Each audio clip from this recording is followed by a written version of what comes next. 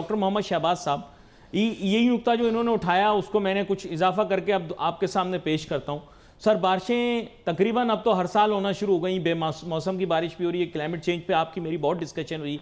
पाकिस्तान को massive infrastructure loss होता है, रोड नेटवर्क्स डिस्ट्रॉय हो जाते हैं, खास तौर पे एग्रीकल्चरल कनेक्टिविटी तो निल हो जाती है बहुत सारी जगहों पर।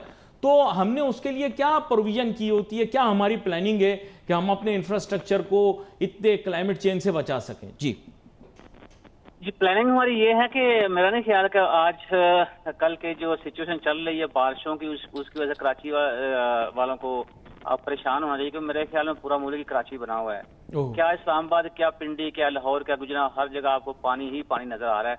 तो इससे आप अंदाजा लगा लें कि हम जो सीवरेज सिस्टम है हमारा, उसके बारे में हम कितने केयरफुल हैं। तो मेरी बात करने का मकसद ये है कि हम लोग चाइना भी जाते हैं, हम लोग टर्की भी जाते हैं, हम लोग यूके भी जाते हैं, यूरोपियन ममालिक में भी जाते हैं, सारा कुछ करते हैं।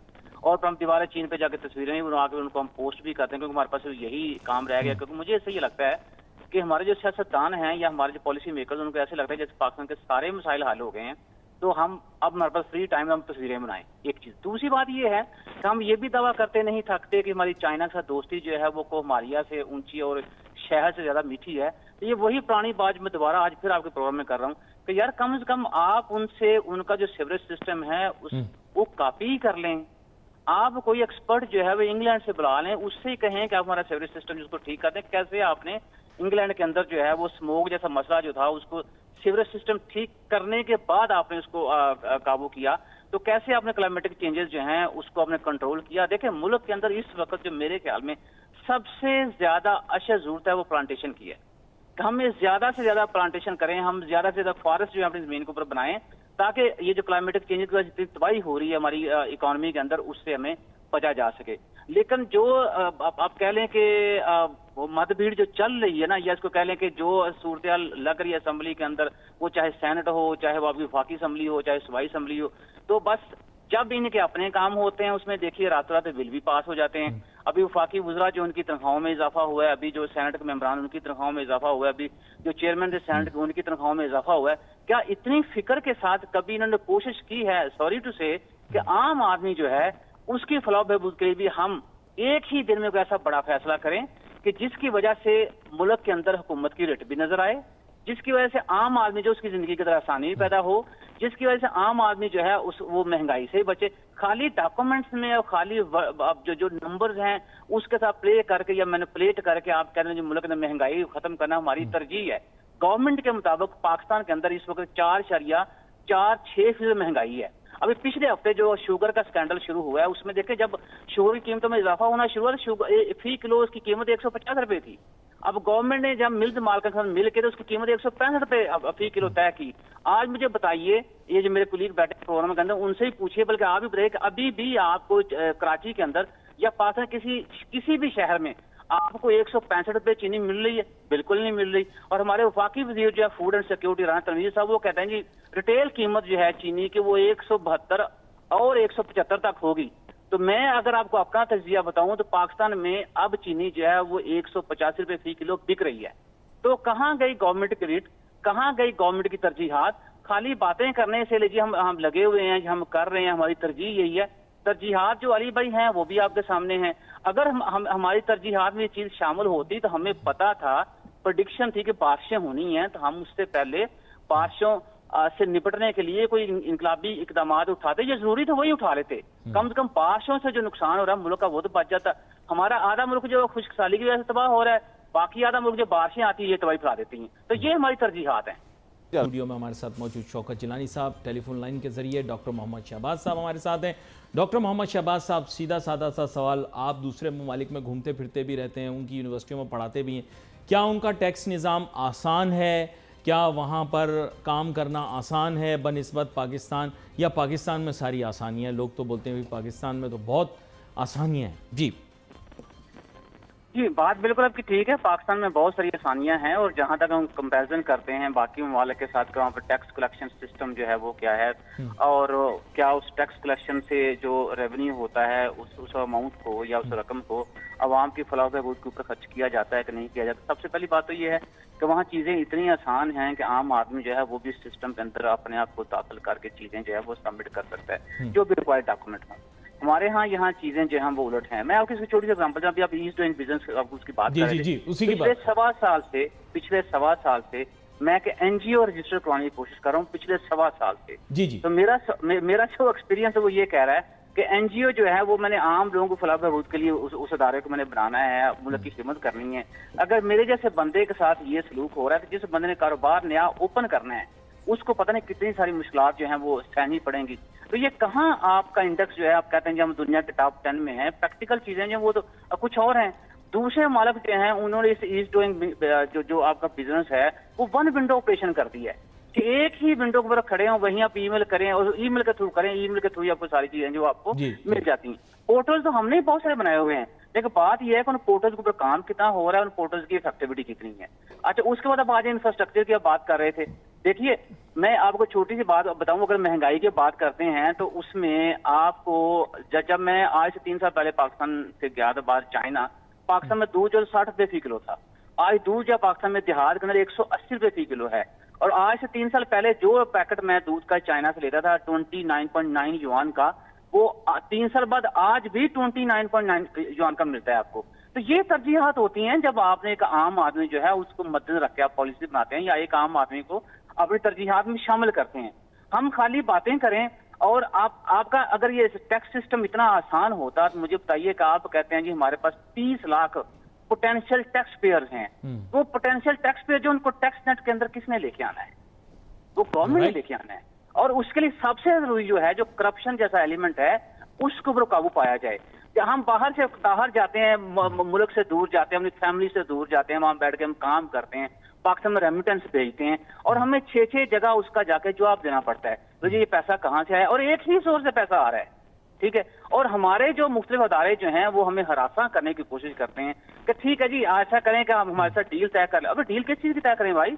वहां जाके हम हकल हाल की कमाई कमाते हैं और पैसा मुल्क में भेजेंगे। क्योंकि मेरा प्राइम मिनिस्टर ये कहता है कि जो ओवरसीज पाकिस्तानी है उनकी हमें बड़ी जरूरत है, क्योंकि पाकिस्तान की जो मुआशी उसका कलें पहिया जो है वो ओवरसीज का जो कमाई या फॉरेन रेमिटेंस के ऊपर चल रहा है।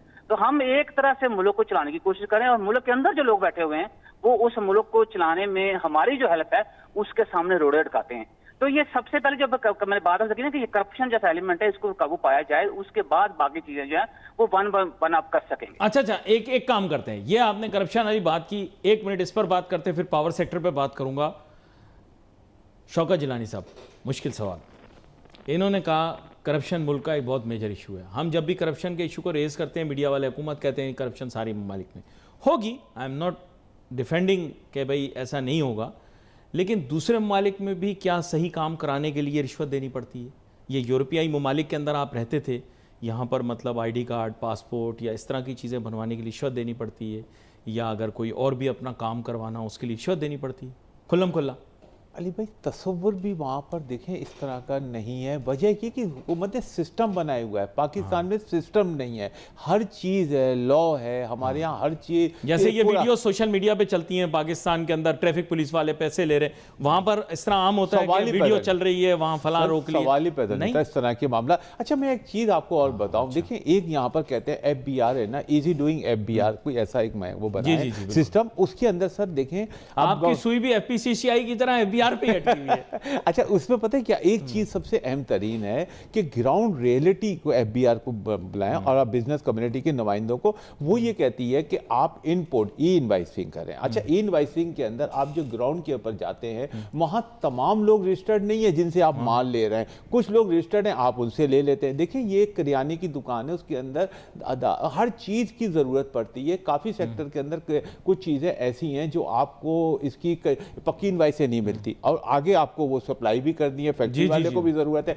तो उसके लिए क्या आपने मतलब क्या सोचा कहाँ से उसके लिए इनवाइस जनरेट करें? तो उसमें ऐसा करें, कोई डिफरेंट बनाए कि यार इस सेक्टर के, ठीक है, उसको स्लोली उसको भी डॉक्यूमेंटेड कर दें एक टाइम के अंदर, लेकिन उस टाइम तक, वरना वो क्या करेगा, वो देखेगा कि यार कुछ ऐसा मसला है तो अंडरग्राउंड देकर उस इनवाइसों को, कच्ची इनवाइसों पे आगे माल फिर वो आगे सेल करेगा। उसकी मजबूरी है, क्योंकि वो बंदा जिसके पास माल माल अवेलेबल है, गलत काम उसके करने बाद पर मजबूर हो मजबूर हो जाएगा। तो आप ऐसा डॉक्यूमेंटेड कुछ ऐसा बनाए कि ठीक है, जिसके पास अनरजिस्टर्ड इनवॉइस जो है वो सिस्टम में आ वो जाए, सिस्टम में आ जाए, आहिस्ता आहिस्ता उसको कर लीजिएगा, इस साल नहीं, अगले साल, अगले साल नहीं, अगले साल, बिल्कुल। कम से कम आपके पास डॉक्यूमेंटेशन तो, इनवॉइस तो शुरू हो जाए। अच्छा, जिस तरह हमारी अभी हुकूमत, ये हमारी जो अफवाज ने, जो आसिफ मुनीर साहब ने, हमारे फील्ड मार्शल, जो एक इतना बड़ा कारनामा अंजाम दिया है कि जिसका हम तस्वुर भी नहीं कर रहे थे, कितनी पाकिस्तान के अंदर लोगों में मायूसी फैल गई थी, बड़े असरात आ रहे थे इसके नेगेटिव। तो अल्हम्दुलिल्लाह हमारी पाक फौज ने आज हमारा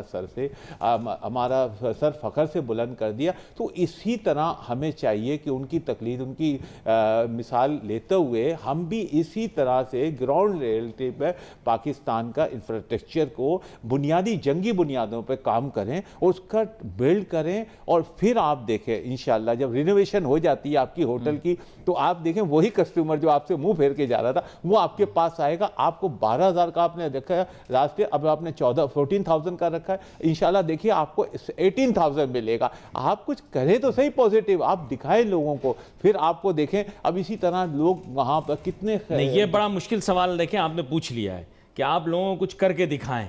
अब बात यह, मैं डॉक्टर मोहम्मद शहबाज साहब आपकी जानिब जाऊंगा। हम एक सस्टेनेंस थ्रेशोल्ड पे चल रहे हैं, हम सर्विस डिमांड ही नहीं कर सकते। गवर्नमेंट ने तो अपनी पब्लिक सर्विस का जो रिकॉर्ड है वो बेहतर नहीं किया। मैं आपसे ये पूछना चाहता हूं कि टैक्स तो आवाम ने बढ़ा के दे दिया, कारोबारी तबके ने बढ़ा के दे दिया। अब हमारा सवाल ये बनता है कि साहब हमने तो टैक्स दे दिया आपको, बढ़ा के डेढ़िया दे दिया, दुगना दे दिया चंद सालों में, लेकिन आपने वापस क्या दिया आवाम को, यह सवाल पूछने का हमें हक नहीं। जी हाँ जी, देखिए बात ये है कि कारोबारी तबका जो, उससे भी सारा 60 बिलियन जो है पाक रुपये टैक्स अदा किया है। असल में टैक्स जो है वो तो जो सैलरीड क्लास है 546 अरब रुपया जो सैलरीड क्लास पे कर रही है। तो मैं जो कारोबारी हजरात है वो भी शोर ज्यादा डाल रहे हैं, लेकिन इखलाकी तौर पे जो टैक्स उनको देना चाहिए वो भी नहीं दे रहे। अच्छा, ये बात अगर बिल्कुल ठीक है कि हमें गवर्नमेंट से पूछना चाहिए कि हाँ, हम आपको जो टैक्स दे रहे हैं उसकी मद में हमें आप क्या रिटर्न में दे रहे हैं। उसके ऊपर मेरे ख्याल में गवर्नमेंट जो जवाब देने के काबिल नहीं है। लेकिन अब वो जो गवर्नमेंट टैक्स के थ्रू पैसा इकट्ठा करी, गवर्नमेंट के जो गैर जरूरी अखराजात हैं, जिसमें अभी आपको मैंने बताया कि पिछले दिनों सेनेट की तनख्वाहों में, सेनेट मेंबरान की तनख्वाहों में इजाफा हुआ है, जो वफाकी वज़ीर उनकी तनख्वाहों में इजाफा हुआ है। गवर्नमेंट अपने जो पहले प्रोटोकॉल्स और ये सारी चीजें हालांकि बाद वो स्टार्टी की करते हैं, लेकिन उसके ऊपर अमल दरामद नहीं करते। अब गवर्नमेंट अगर ये कर ले, जितनी बचत जहां से होती है वो हमें करनी ही चाहिए। और दूसरी बात ये है कि अब आपने भी शुरू में जिक्र किया पाकिस्तान का जरी मुल्क है। भाई इस जरी मुल्क के अंदर क्या चाय पैदा नहीं हो सकती? हमने पिछले साल 189 अरब की चाय पी ली है। ये जो जरी मुल्क है इसमें पिछले साल हमने 1065 अरब का तेल दरामद किया है। तो जरी मुल्क जो उसके अंदर ये सारी चीजें उसके अंदर पैदा होनी चाहिए, हम बाहर से क्यों दरामद कर रहे हैं? और फिर आपको ये नहीं लग रहा कि with the passage of time जो है हम अपने मुल्क को जो कंजम्पशन सोसाइटी है या उस ट्रेंड की तरफ हम फोर्स करते जा रहे हैं, और जो प्रोडक्शन पोटेंशियल से आप उससे हम हटते जा रहे हैं। तो देखें, ये ऊपर जो लोग बैठे हुए हैं, जब तक ये इनको रियलिटी का, और मेरा नहीं ख्याल कि यहाँ किसी बंदे को इकोनॉमिक्स की समझ है। इकोनॉमिक्स इतनी भी मुश्किल नहीं है कि जितना ये बढ़ा चढ़ा के पेश कर दें। बड़ी सीधी सी चीजें हैं, वो सीधी सीधी चीजें आप अडॉप्ट करें और देखिए फिर पाकिस्तान तरक्की क्यों नहीं करता। ये बड़ा अहम नुक्ता आपने उठाया है। प्रॉब्लम यही है शौकत जिलानी साहब, एक इशू या चैलेंज हमें जो फेस करना पड़ता है वो ये है कि हम कोशिश करना चाह रहे हैं तो हम कहते हैं कि साहब चलो फाइनेंस प्रोफेशनल को हटाओ, किसी बिजनेसमैन को लेकर आओ, उसको किसी अहम मुद्दे पर फाइज करो। बुरा ना मानिएगा, हमने माजी के अंदर ये एक्सपेरिमेंट भी किया, हमने बिजनेसमैनों को लाकर काबीना में शामिल किया, तो उन्होंने अपना ही बिजनेस बढ़ाया, बिजनेस कम्युनिटी वहीं की वहीं। तो सर जिम्मेदार हुकूमत को ना ठहराओ बेचारे सियासतदानों को, क्या करें। आप लोगों के बिजनेस कम्युनिटी के लोगों को भी लाते हैं तो सबसे पहले वो लोग अपनी फैक्ट्रियाँ जो है वो बनाते हैं, अपनी बिजनेसेस को आगे बढ़ाते हैं, वो बिजनेस कम्युनिटी को भूल जाते हैं। हम तो मेम्बरान भी बिठा देते हैं नेशनल असेंबली और प्रोविंशियल असेंबली में, निगरान वजीर भी बना देते हैं, फिर भी आपके लोग अपना बिजनेस चमकाते चले जाते हैं। कम लोग ऐसे होते हैं जो काम करते हैं, करने वाले अभी भी हैं। तो इसको थोड़ा आप एलेबोरेट करें ना। देखें पॉलिसी मेकिंग में तो आप लोगों को शामिल किया।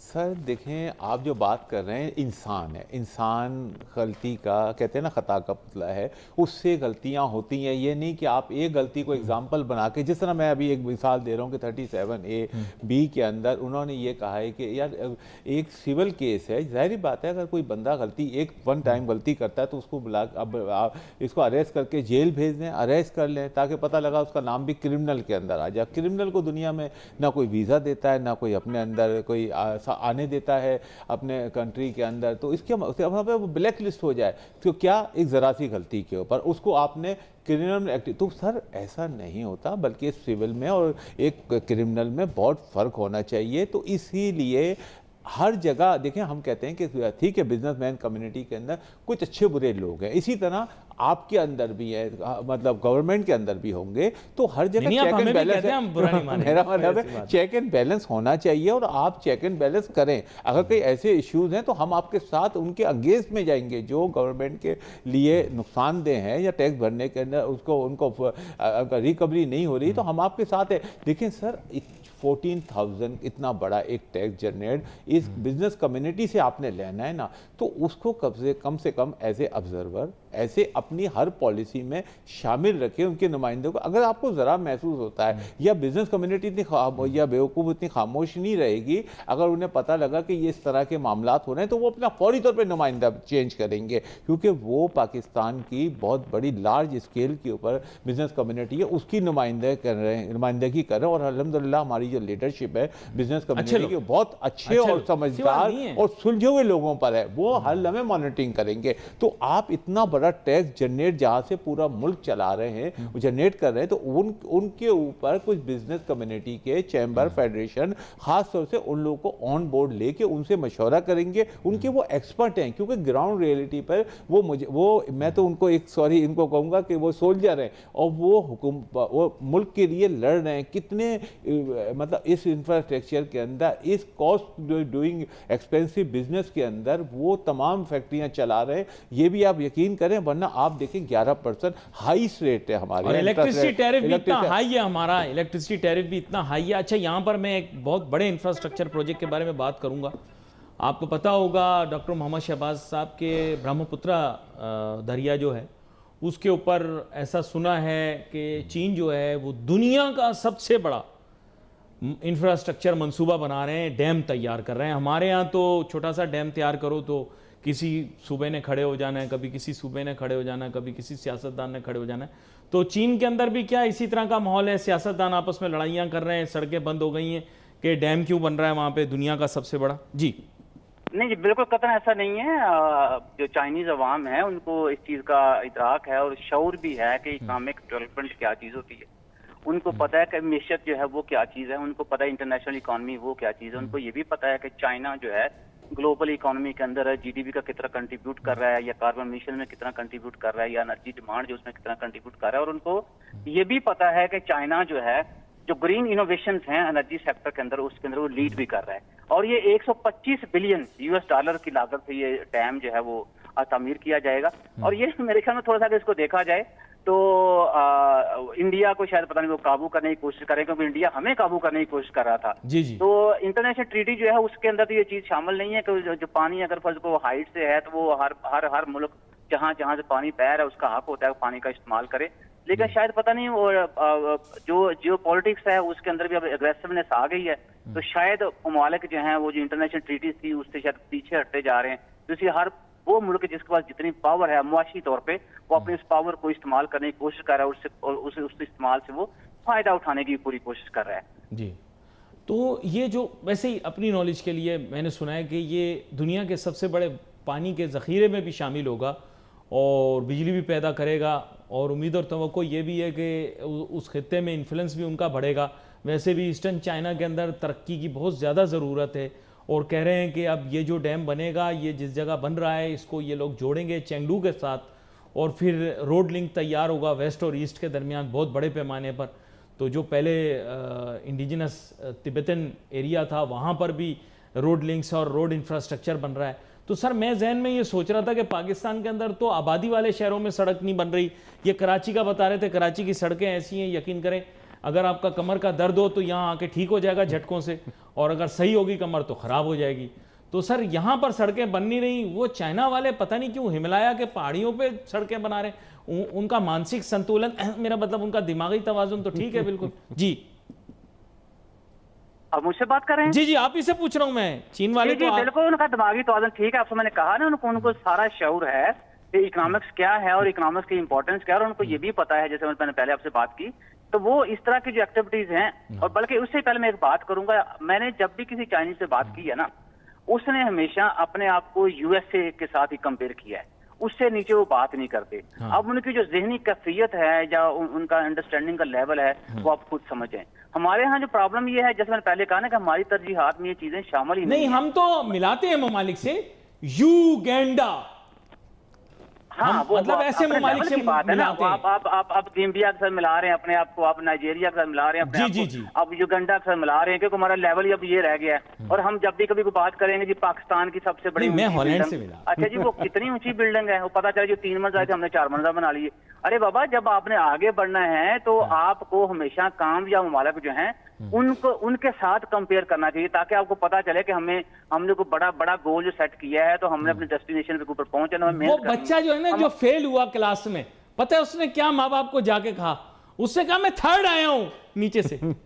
तो इसीलिए ये हमने नया स्टाइल शुरू किया है कि हम सबसे घिसे पिटे ममालिक के साथ खुद को मिलाना शुरू कर देते हैं, और सोने पे सुहागा देखें कि बैनुल अक़वामी जो मालियाती इदारे हैं, वर्ल्ड बैंक, ADB, IDB, ये भी जब हमें कंपैरिजन करते हैं तो हमारा ग्राफ अलहदा बनाते हैं, हमें भी जो है ना सबसे गरीब ममालिक की फहरिस्त में डाल देते हैं। लेकिन मैं अभी मवाजना मैं शौकत जिलानी साहब की जानिब जाऊँगा, लेकिन एक छोटी सी ब्रेक के बाद इनके साथ मैं मवाजना करूंगा पाकिस्तान का यूरोपियाई ममालिक के साथ।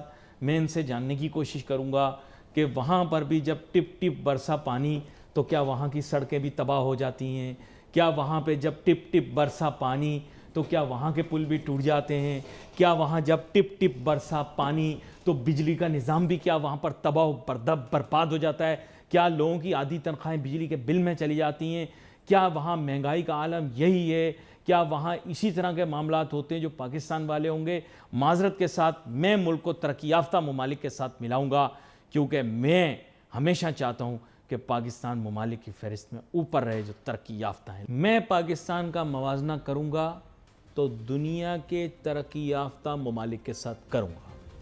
उसकी वजह यह है कि इंसान अगर अपनी शख्सियत में बेहतरी लाना चाहे तो वो नालायक और नाकाम लोगों के साथ अपना मवाजना कभी नहीं करता, कामयाब लोगों के साथ अपना मवाजना करता है।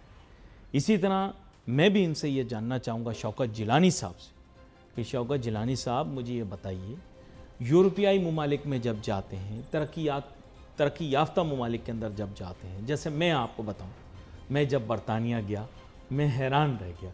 पहले तो यार इंग्लिश मौसम ही और चीज़ होती है, इतना सुहाना मौसम होता है कि इंसान का मिजाज ही बदल जाता है। यूरोप का भी कुछ मौसम ऐसा ही है।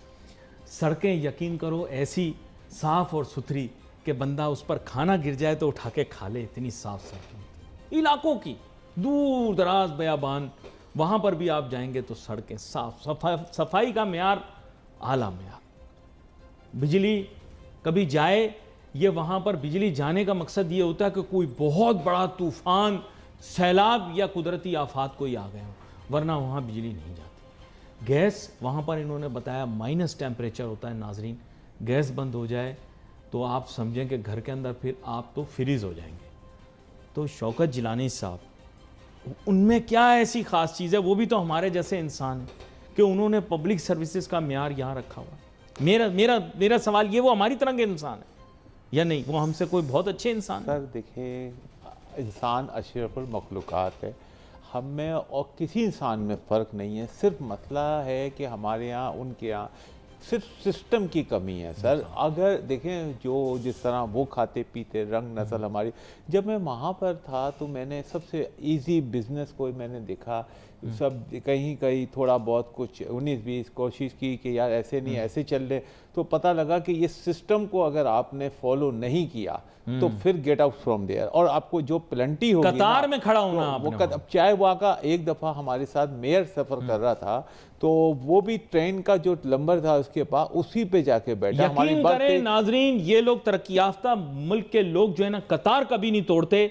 लेकिन अगर कोई माजूर हो, वो अलग बात है, उनके कोई लिए बीमार डिसेबल हो, के लिए, वो कोई सीनियर सिटीजन के खातून लिए हो, अलग है। उम्मीद से हो, हाँ, तो यकीन करें कोई उसको उम्र space रसीदा दे- हो, ज़ईफ space दे हो, उसके देते। लिए जगह दे देते। space दे उसके देते। अलावा कभी कतार नहीं तोड़ते हाँ। और कभी प्रेफरेंस नहीं मांगते। कहते हैं साहब हम कतार में लगे, हमें अपनी बारी नहीं देनी। वहाँ का प्राइम मिनिस्टर 85 अभी तो थोड़ा सा इश्यूज हो गए कि सिक्योरिटी के, वरना 85 में जब वहाँ का बेतरक्स था, तो हम जब अपने मैं हॉलैंड में ये den Haag में रहता था, तो वो अक्सर अपने 2-3 कोलीग के साथ अपनी फाइल मोबाइलें लेकर नहीं सर, मोबाइलें पैदल। प्रोटोकॉल सर, आपको पैदल। बोलता होगा हटो बच्चों साइड पे हो, हम लोग बात नहीं कर सकते। 3-4 आदमी पैदल वहां से अपने घर से और पैदल वहां पर अपने कैबिनेट में अपना वहां काबीना में जा रहे, उसमें जा रहे होते, पार्लियामेंट के अंदर जा रहे होते थे, और एकदम रूटीन के अंदर। Sir doesn't care no any नहीं, पुलिस ऐसा वाला। नहीं हो सकता। सर ये कोई मोबाइल नहीं, कोई धक्के नहीं पड़े, कोई धक्के आपको नहीं। सर एक सिस्टम, उन्हें क्या पता है ना बात किसी चीज की, कोई उन्होंने वीआईपी चोरी कल्चर की- नहीं। कोई अच्छा, यहाँ पर क्योंकि प्रोग्राम का वक्त महदूद है, क्लोजिंग रिमार्क्स आपने भी दे दिए। क्लोजिंग रिमार्क्स में ले लेता हूँ डॉक्टर मोहम्मद शहबाज साहब से भी। डॉक्टर मोहम्मद शहबाज साहब, क्या चाइना में वीआईपी कल्चर है? जगह जगह मोबाइलें होती हैं, आपको रास्ते पे रोक दिया जाता है कि रूट लग गया, रूट लग गया। अब डॉक्टर मोहम्मद शहबाज साहब आप नहीं जा सकते आगे, क्या कहते हैं आप? जी वहाँ बिल्कुल ऐसा नहीं है, और कभी कभी अगर रूट लगे भी तो अल्टरनेट रूट भी आपको देते हैं। और जी। जहाँ तक शौकत साहब बात करें सिस्टम की, देखिए वो सिस्टम जो है वो एक सोच से आता है। अब जब हमारी सोच इस तरह की है कि मैं बस अगर मुझे कतार ना बनानी पड़े या मुझे कतार के अंदर खड़ा ना होना पड़े, जैसे तैसे भी मेरा काम जो सबसे पहले होना चाहिए। तो जब हमारी एक आम आदमी जो उसकी तरजीह के अंदर ये चीज शामिल होगी, मेरा काम सबसे पहले होना चाहिए, और मुझे बताया उस सिस्टम को बनाएगा कौन, और अगर सिस्टम बन गया तो उसके ऊपर उस सिस्टम को अडॉप्ट कौन करेगा, और अगर सिस्टम अडॉप्ट भी कर लिया तो सिस्टम के ऊपर अमल दरामद कौन करेगा। तो वो लोग जो हैं उनकी इस मामले में सोच जो है पुख्ता कर दी गई है, और वो जो सिस्टम इम्प्लीमेंट होता है, चाहे चाइना हो, चाहे हॉलैंड हो, चाहे इंग्लैंड हो, चाहे यूएसए हो, अदर कंट्री हो, तो उसको सिस्टम को इज्जत दी जाती है और उस दायरे के अंदर रह के सिस्टम को फॉलो किया जाता है। तो मेरे ख्याल में हमें भी ये चीज जो है आम आदमी से शुरू करनी चाहिए, फ्रॉम बॉटम टू टॉप, कि सिस्टम जो है उसकी इज्जत करें। आप सिस्टम की इज्जत करेंगे तो आपकी इज्जत होगी, आप सिस्टम की इज्जत नहीं करेंगे तो ना आपकी इज्जत होगी ना पाकिस्तान की इज्जत होगी। बड़ी अहम बात की आपने। आप दोनों मेहमानों का बहुत शुक्रिया, आप शो में हमारे साथ शामिल हुए। Wait for message on Facebook. Ali Nasir हमारी टीम को इजाजत दीजिए, अल्लाह हाफिज।